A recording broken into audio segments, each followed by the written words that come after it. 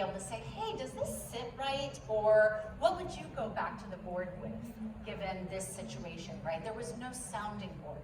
And so I recognize that the world and my industry, my professionals, my colleagues, needed a guild, needed a place to drop in, needed a place to go find the resources and find care, find each other so that we could bounce off of each other. Wow, that's awesome. Yeah, just moving down.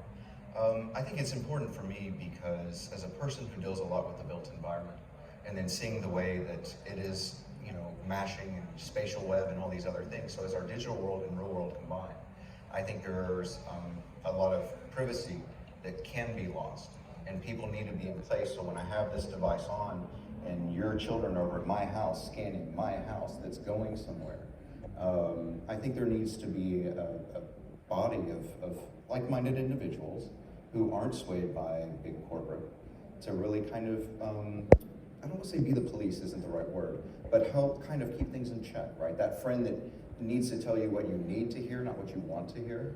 And that's what I'm really hoping with this group is to be able to see not just those that represent the built environment, but any sector, creatives or whatever, again, be able to work with other badass individuals and then just, you know, hopefully keep everything in the way that we want it to go. I'm looking for a repository of failures and mistakes. So as you may remember, working at HoloLens, there were quite a few things that were substantial whiffs in a handful of ways. Being able to pick out different skin tones, being able to pick out facial hair or not being able to pick out facial hair and things like that for connecting for HoloLens. So for me, I want a place to be able, when I learn something about what not to do, I want to be able to share that with other people in a very non-specific, NDA protected kind of way, but nevertheless, I think it's important to communicate the whiffs. Yeah, totally agree. Many of us have worked on very top secret projects. I still can't talk about some of the things that I worked on. And that is one of the biggest challenges, is how do you help people when they can't even say what they're working with? They can't just come to a meeting and say, hey, I have this problem at work. But what we can do is, having been through some of the same processes, provide materials, videos, short 2-pagers that talk about other people having made the decisions in other contexts, and those can become useful. But even just the processes that we used, the way that we went about experimenting and learning is something that can be useful for everybody to try to find better answers and to not have to recreate the same mistakes that everybody else is making, right? We should be making bigger and better mistakes all the time, not just doing the same ones over and over again. I love your answer. Yeah. Moving on. This is the first time the board has been together, by the way, so we are having a wonderful time getting to know each other. Not in the Brady box. Okay, so what we also wrote down, just in case we didn't say it, was that we don't really train people for ethics inside. The big companies do their standard obligatory yearly training, but they're not training you why. They're not training you why not having good diversity is bad. It's not just a moral issue, it's a practical issue that more diversity means more voices, it means better products. And also better products for the customers that you want to serve. And so it's just essential, but they just cover what to do and what not to do. And so we think there needs to be a deeper understanding. Unfortunately, it sounds boring, philosophical. How many of you have seen The Good Place? Just a quick show of hands.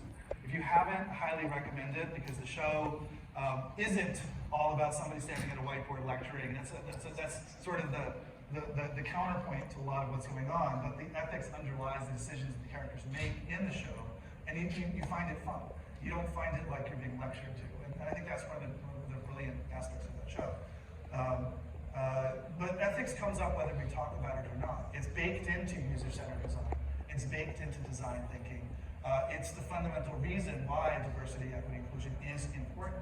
It's not just the right thing to do, it's the correct thing to do. And also think of all the unintended consequences, like Holly talked about, all the cases of machine learning going wrong because it didn't have the right inputs, it didn't have the right supervision. Those are things we need to fix. We're responsible for those things. One thing I want to just chime in here about, because I heard this, is dealing with the built environment sector. I mean, that's one that's also approaching this, especially on the diversity and inclusion. And something that I heard a woman say that makes more sense is change that really to business scalability. And In this day and age, if you want a scalable business, that isn't something you do, that is a part of the fabric of your makeup. And I think just to the XR Guild, another thing we need is a place to have difficult conversations, but it's a safe space. It's like in martial arts, when you spar with someone, you're giving them, you need to have discomfort, but to achieve and then grow. And so that's another thing I just want to say before we get off this slide of why I think we need an XR Guild, is because we have to have a safe space to have very difficult conversations, especially when I'm getting over my own bias with someone else. And a lot of those conversations right now are in small spaces. They're in a Zoom room, they're in a private space, or even in WebXR, we have like 20 people in the room. And so part of the question is, how do we make a bigger table?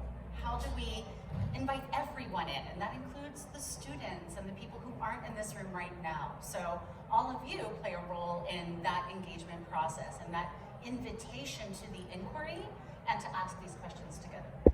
How do I know someone's not going to screenshot one of my dumb questions and tweet it? Next slide. Move it, Rob. We turn off all phones. That has not happened. That will happen. For the record. That will happen, though. We do have standards of behavior as well that are part of the principles. We'll talk about the principles later. And those standards of behavior include respect for other people and not treating people poorly. We've incorporated the W3C Code of Ethical Conduct as part of ours as well. And so that would be a concern that if somebody did behave like that, they may not be sitting at the table with us. Ethically engaging when we are capturing data and when we stop capturing data so that people know and can understand. Okay, next question. Who should join? Who wants to take it first? Anyone that cares about ethics. Yeah. Not just for professionals, but also for those who are new in the career, not just for XR, but that also includes obviously AR, VR, and all of the things that that touches to. Well, and one thing I'd say that's awesome about technology is that we touch so many different industries that also are dealing with this, and seeing the way that the tech culture and mindset, certain elements are bleeding in, right? There are more industries that are open now, following that. So I hope that we're simulating reality. So I hope we can set a precedent for really anyone that sees, hey, okay, maybe there's something here to get value from. I'm hoping that younger people join, students, like you said, and people new to the industry, because at least we'll be able to expose them to things that I didn't even think about for the first 15 years of my career. I agree. I was very lucky in my career, in my 30 years, that there was almost always somebody there to suggest the next gig for me, to help me with that networking, and it was a result of originally crappy work I did, but they saw promise, and they got me in the door to the next place. And we want to help with that as well. So we're thinking that the guild could be full of people who both have 20 or 30 years experience, as well as people who have no experience. And that's very much like one of the reasons we call it a guild. We don't want to have one thing we don't want from the old guilds is the journeyman, apprentice model. It's not about rank, but it's about being able to have people with experience share that experience and mentor people who are asking for it, and formalize the mentorship in a way that it becomes a relationship. And that's one of the questions, is what's in it for me. One of the answers is we all could use mentoring at various times in our career, and we can all provide it based on the things we've already learned. Mostly, the only thing that is a requirement, honestly, for joining the guild is to agree to the set of ethical principles. You define what professional is. You can be an academic, you can be a student. You just need to be serious, right, about the ethics. You need to take it seriously and read through them. We ask you to checkbox each one of them before joining to make sure you've read them and agreed. And we want people in the guild who feel the same way about that minimum set of ethics. Now, some people may want to go further and have more stringent ethics about things like advertising, and maybe other people have strong feelings about that, and other people who might be completely opposed to that contention, and that's okay. That's a discussion that we can have. I've had this discussion personally with many people that I know inside of Facebook or Meta about the different philosophies and different business models, and we've been able to have these discussions in a very cordial and understanding way. Not that my tweets are always cordial and understanding, but the conversations person to person are. And you'll notice this is different than other guilds in that we've kept the very barrier to entry very low so that everyone can participate, but the ethical engagement is high. We don't need people paying $1,000 per the way Producers Guild and other guilds work. However, but you can pay $1,000 if you We do accept we are set it as a nonprofit organization, which is the next piece of that puzzle, right? Yes. So we are officially a 501c3 organization. And what that means is absolutely you can make tax-exempt donations, and you can also participate as part of your charitable participation at your companies as well. And I think important to go with that is that we're all volunteers. So we're not raising so much money that this is going to be our job to pay our salaries. We still have day jobs and other things that we need to do. This is all volunteer.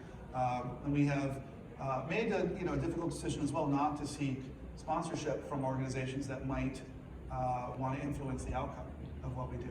So we want to be very clear that it's only small donations that we're taking, and it's meant to further the cause of the guild, not to pay for anything that we might need personally.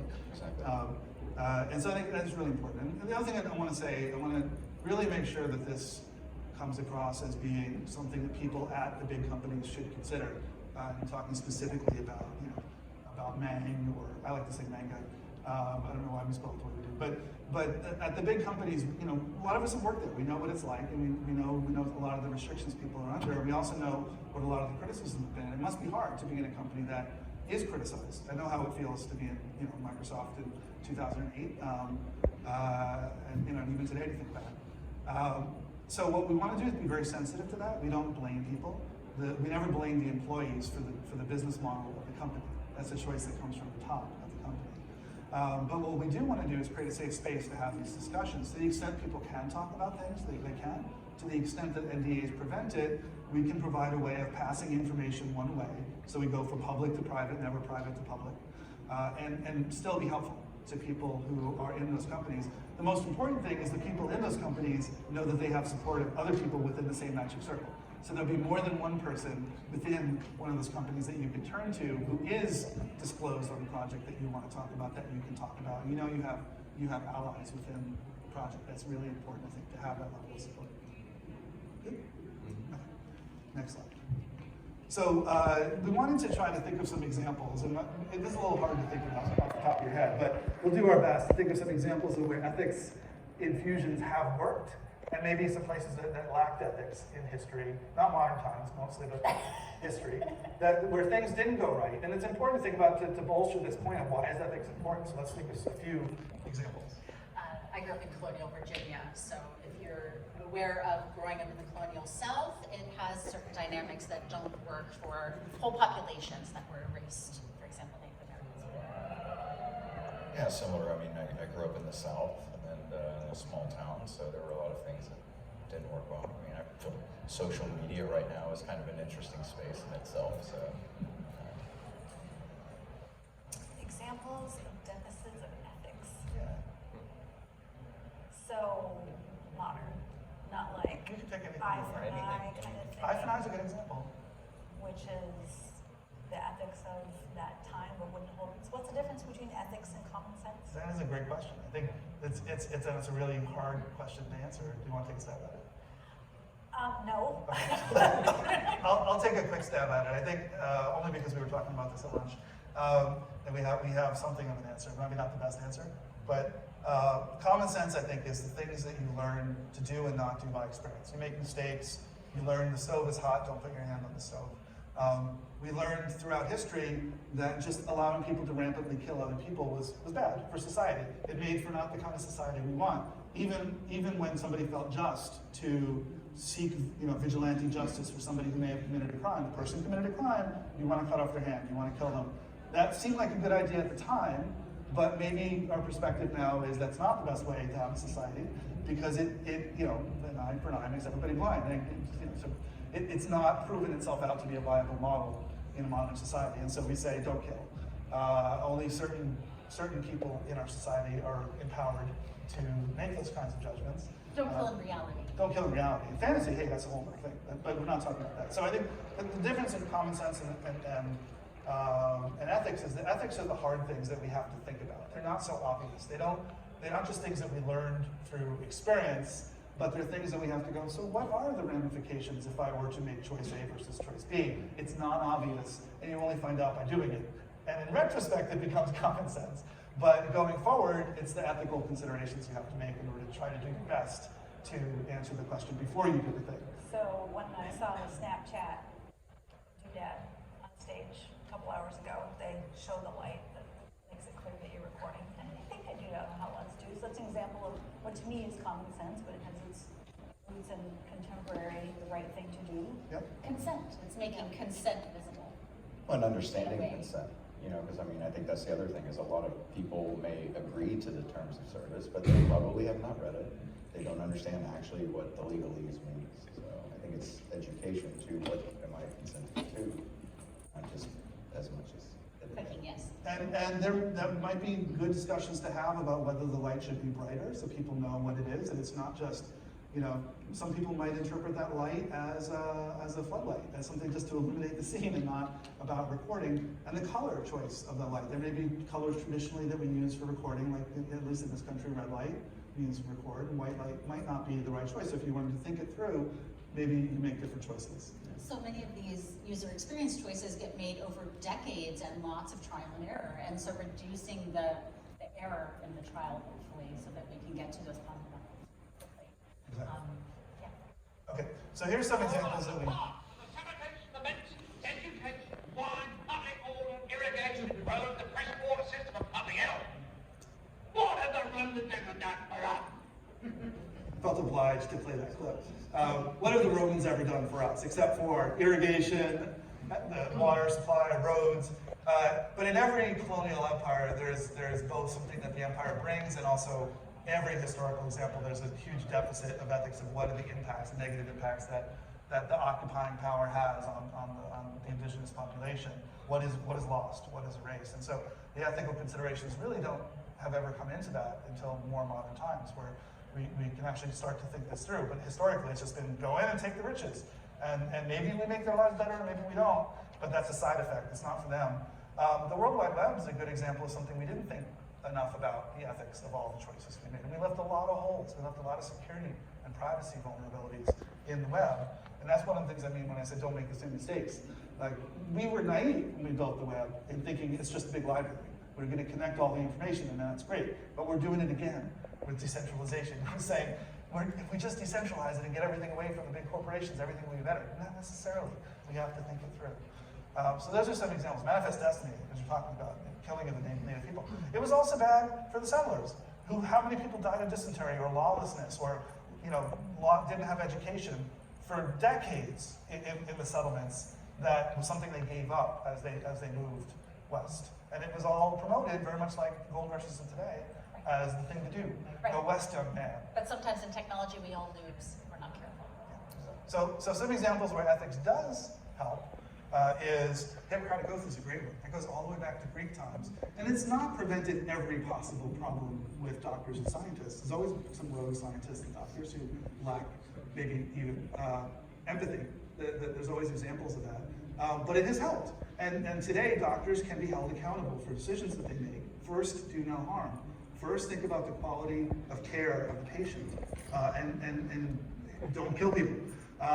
Military code of conduct is really a strong tradition of thinking it through from an ethical perspective, because there's power structure. When officers have power over their subordinates, there's a lot that can go wrong. There's a lot of harm that can happen, and corporate America is just coming to grips with this now. But the military has dealt with this for ages, even when it was all men.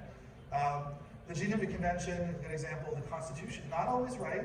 There's things about it we'd love to rewrite, make it a little more modern in terms of the phrasing, but the intentions were there. There was a lot of foresight about trying to make the most ethical choices.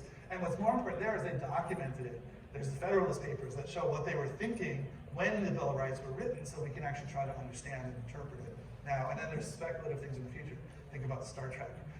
Prime Directive is a good example of an ethical principle that might have seemed like common sense at one point because we came in and it fictionally messed up a whole bunch of civilizations before we decided don't do that again, right? And then we made it a principle. But nobody up front said don't do that. It seemed like the right thing to do to come in and help all the civilizations that we found. Okay, next question. what can we seriously do? Like, we're just people, right? None of us are powerful, none of us are rich, but there's many of us. So what can we do together by having these conversations? Seriously, let's just put it on the line. Can we actually make a difference? I would love agreements that protect kids a bit better, especially around WebXR experiences. That might be a place where they're vulnerable, for example, right? I'm a former educator. I've seen how many teenagers will find their ways into parts of the web that might be really dicey for them. And generally, things like kids protection aren't really well addressed beyond a very specific policy. Our industry is still trying to figure these things out. So where do we go to have that conversation? Yeah. And then I think facilitating, again, that environment just to have the conversations. I mean, that's what I'm excited about, is already in the Discord, we have an amazing group of people at all ends of the spectrum. And I want to see that as the groups come together, where does the groundswell? You know, what is the focus and the interest at that time? And again, and then just needing to do what needs to be done by a bunch of doers. And that's the other thing that I would just please ask, is if you are going to join the guild, do it to be active, right? I mean, whatever bandwidth you can have, if it's 5 minutes, it's 5 minutes, but please be a doer, and especially if you're a talker. You know, please do both. And that's why, you know, that's what I hope to seriously do, is to say, here are these issues that I care about, kind of like an unconference almost in a way, in time, and then say, who else wants to tackle this with me? And the one thing that I love about this area and any of the places of the world that I've been is that it's still one where groups of people can come together and you feel, you know, that you can execute and make amazing change. And so let's just figure out a way to do that and get people in place digitally as well. As a product designer, I think of often how we prototype things and how we're going to get things from prototype stage to production stage, and the sorts of things that we tackle first versus later. And I think a lot about, you know, accessibility, and are we doing things, especially in augmented reality, if you've got vision issues or hearing issues, or what if you only don't have all your fingers, and all these sorts of things. So for me, when I do prioritization exercises, I like to be able to have resources such as this group that can say, you know, if I'm like, I